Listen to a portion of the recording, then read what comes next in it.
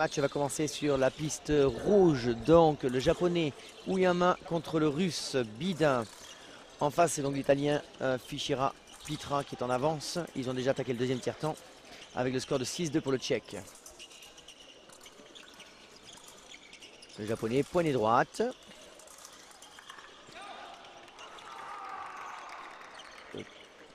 Très mobile, on va dire.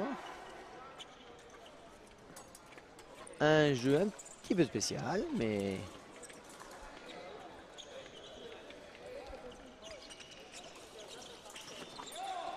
Et oui, le russe vraiment à un niveau un peu plus avancé. Il lui fait bien allonger le bras pour lui reprendre derrière. Donc par riposte de la contre-attaque, ça s'appelle donc un contre-temps. Et c'est bien fait en deuxième intention parce qu'il part bien pour faire allonger le japonais. Donc une bonne deuxième intention derrière.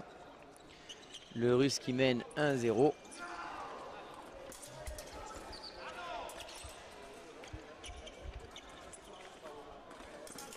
Le japonais qui est un peu déstabilisant.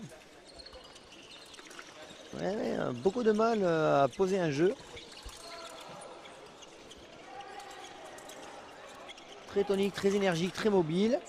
Et le russe qui ne se laisse pas emmener. Il vient chercher simple et construit 2-0 pour le russe.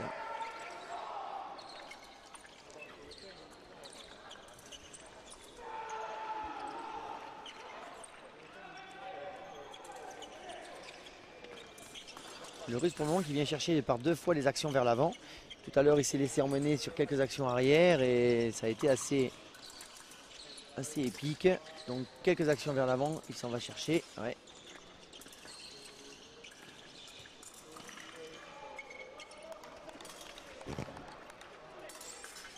Voilà, et la main elle est bien fermée, hein. Le japonais ne trouve pas les ouvertures dans la main. Et hop, et voilà ce petit raccourcissement de bras, il vient renouveau dans l'avant. Il vient chercher directement la cible, la main elle bouge trop, il vient chercher la cible tout de suite. Et il n'a pas tort, c'est peut-être ce qu'il y a de plus efficace.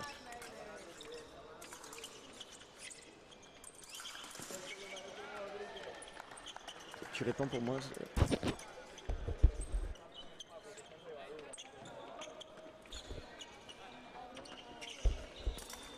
Hop, l'attaque du japonais qui touche 3-1.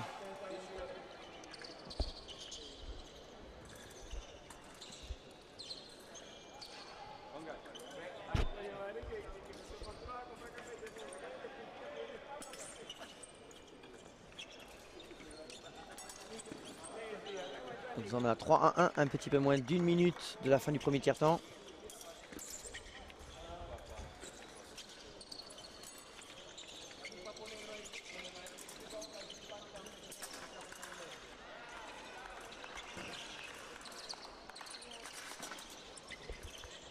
Secondes.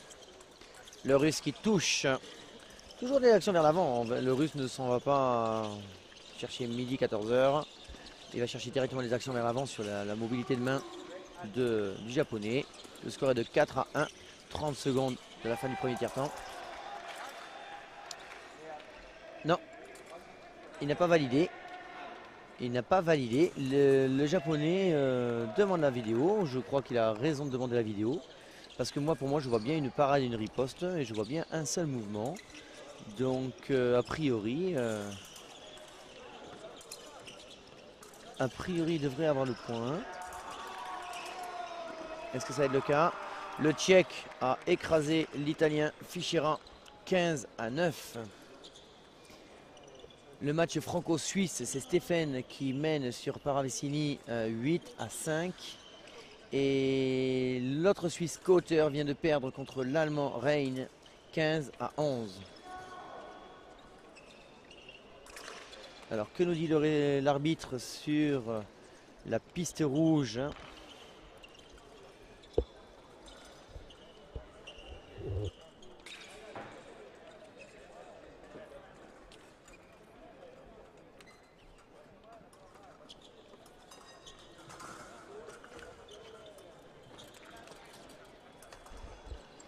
Donc l'arbitre, l'assistant arbitre, tout le monde est en train de délibérer, ça y est, l'arbitre revient.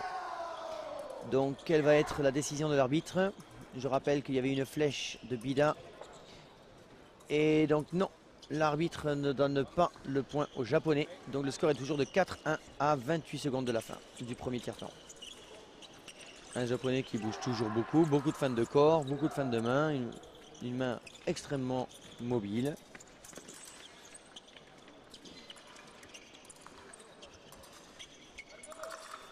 Et le Russe qui ne se fait pas avoir, donc le score est de 5 à 2.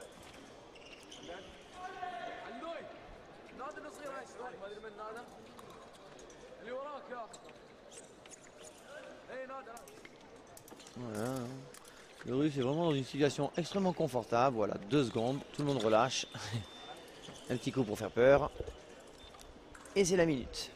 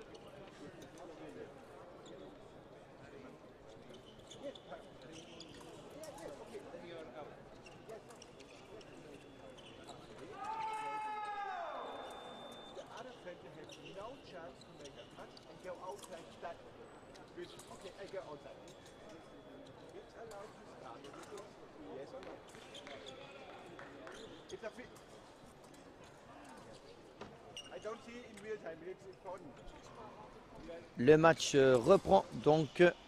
Bida Yumama, le japonais, 5 à 2. Pas du tout un match difficile pour le moment pour le russe, qui a une escrime extrêmement classique, posée, face au japonais qui joue beaucoup sur une mobilité importante et des mouvements de main déstabilisants.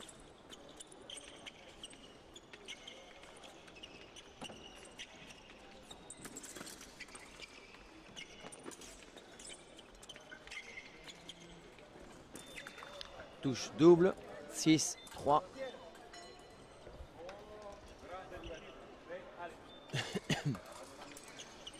Se prépare sur la piste bleue le match Lucenay contre l'italien, contre l'estonien, pardon, je veux dire, Prinitz. Lucenay, médaille de bronze au championnat du monde, qui a gagné la dernière Coupe du Monde, si ma mémoire est bonne, ou Berne, je ne sais plus s'il a gagné Berne ou juste la précédente. Touche double pour en faveur du russe, donc, puisqu'il mène toujours. Le score est de 7 à 5 pour le russe.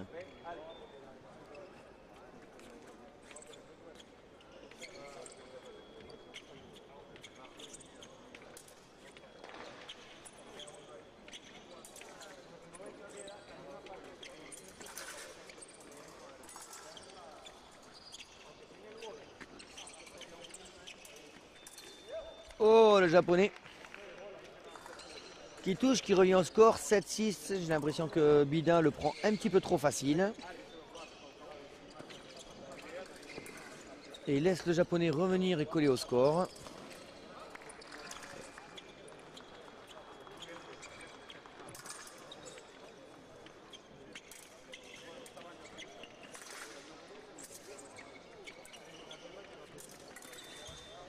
Touche double. 8 à 7. Ouais, le russe n'est plus comme tout à l'heure où il gérait les mouvements du japonais. Il me semble être un peu plus pressé d'aller faire les actions lui-même.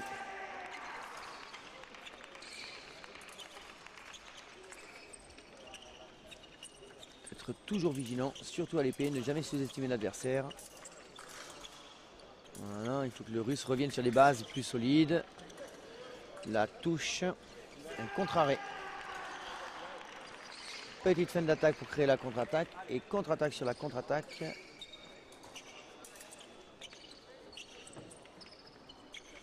Le score est de 9 à 7. Mais non, il est trop dans l'attente. Le Russe, tout à l'heure, il était efficace parce qu'il allait chercher vers l'avant quand c'était le bon moment. Et il faisait l'effort d'aller vers l'avant. Là, il le fait un peu trop facile. Et voilà, une petite surprise du japonais. Le score est de 9 à 9. À 1 minute de la fin du deuxième tiers-temps.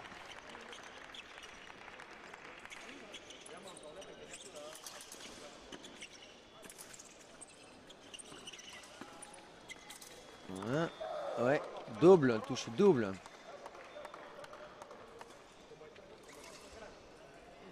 « 10 à 10.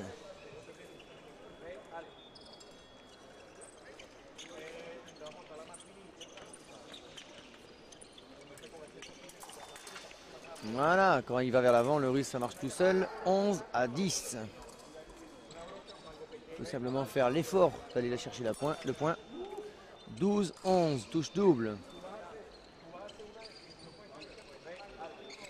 Ça s'emballe. Est-ce qu'il va aller nous chercher le point? Ouais, eh oui, il est trop pressé. Trop pressé. Le score est de 12 à 12 à 37 secondes de la fin du deuxième tiers-temps. En face, sur la piste verte, a commencé le match Schmidt contre Pizzo. Ah, la touche. La touche sur la piste. Donc l'arbitre valide le point. Le Russe dit qu'elle n'y est pas.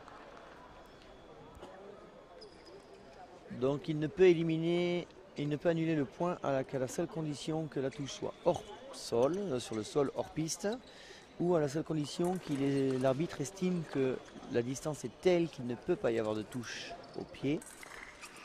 Que va nous dire l'arbitre?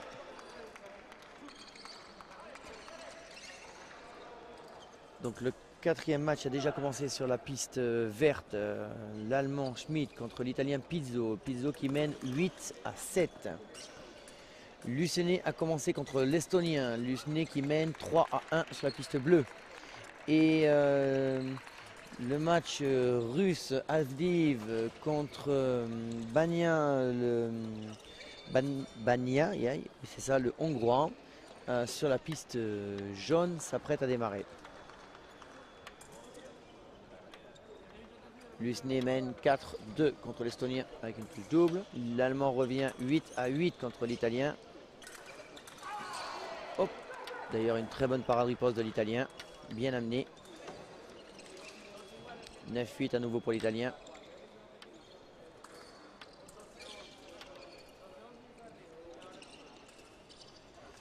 Donc, grande réunion d'arbitres toujours sur notre piste pour savoir si la touche elle est bien dans le pied ou si elle est au sol.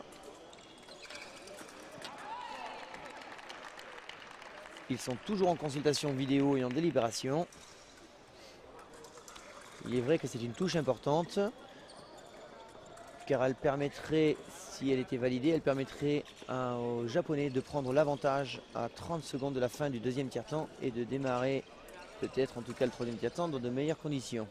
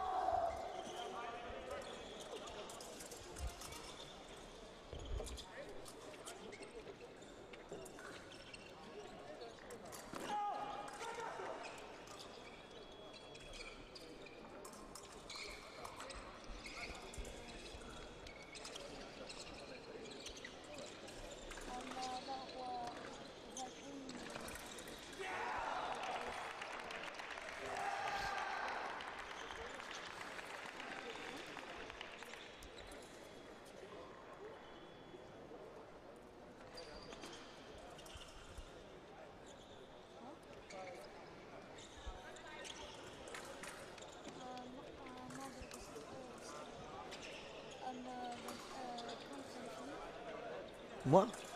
Ah bon, je suis là ici jusqu'à 1h.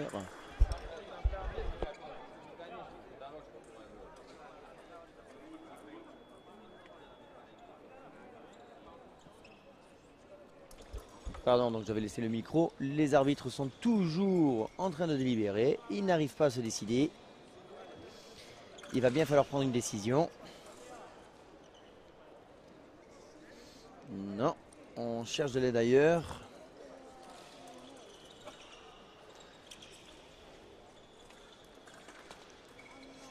On appelle le responsable d'arbitrage.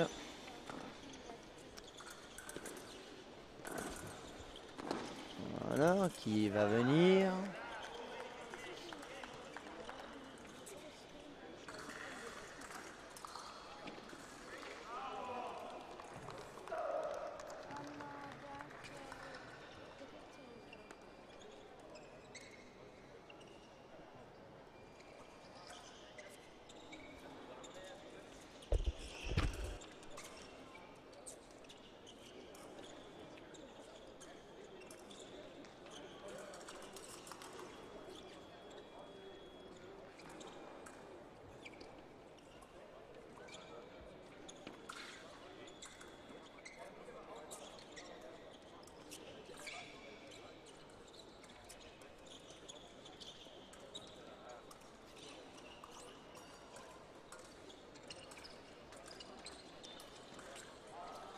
Alors l'arbitre revient et il nous dit pas de touche.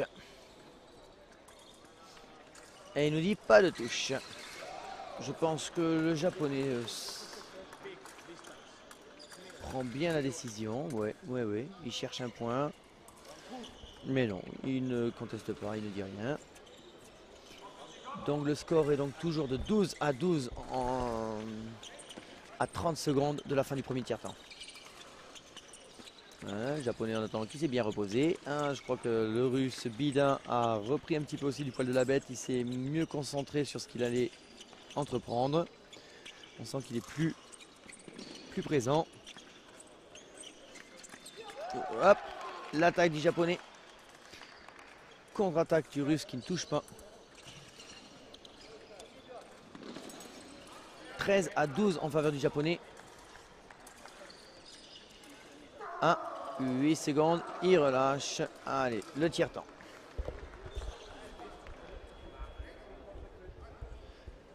En attendant le match numéro 4, Pizzo Schmidt, c'est Pizzo qui mène 13-11 sur la piste verte, sur la piste jaune.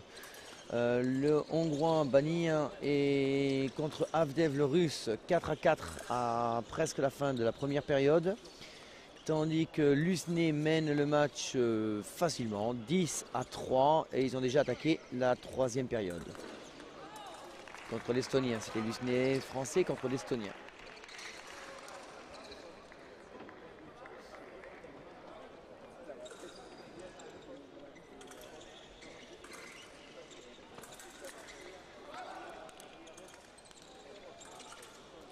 Voilà. 12 secondes. Le japonais de très bonne humeur. S'il est stressé, en tout cas, il ne le montre pas. Et le match reprend. Plus 1, 13-12 en faveur du japonais. On va voir si le russe, tout à l'heure, ses attaques de deuxième intention, c'est toutes les actions de deuxième intention qu'il faisait marchaient très bien. Elles sont toutes rentrées facilement. Alors, je le soupçonne de peut-être vouloir essayer de mettre ça en place. Ce sera en tout cas intelligent.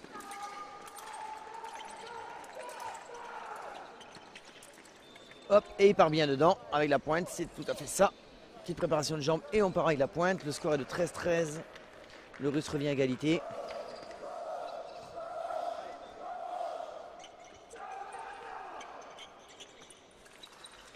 Pizzo vient de gagner contre l'Allemand. L'Italien vient de gagner contre l'Allemand. 15-12. Ouh, action très dangereuse du japonais dans la cuisse. Beaucoup de chance de la part du russe. Hop, et ça rate, ça passe. Vous voyez, la difficulté de poser le jeu quand ça bouge tout le temps en face.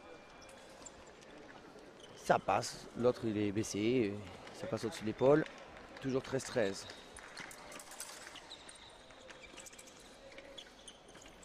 Le japonais qui est toujours dangereux, toujours en train de bouger. Hop, la touche est double, 14-14, donc ça va se jouer à 1 point. Que le meilleur gagne.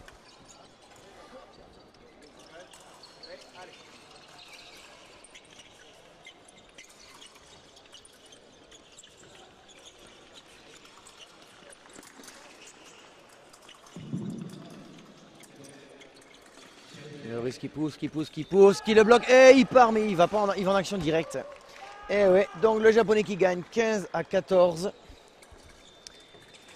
Certainement une grosse déception de la part du russe qui avait le match en main dès le départ, qui était bien sur les actions, qui avait bien réussi à fermer, à poser son jeu et qui se laisse un peu déstabiliser.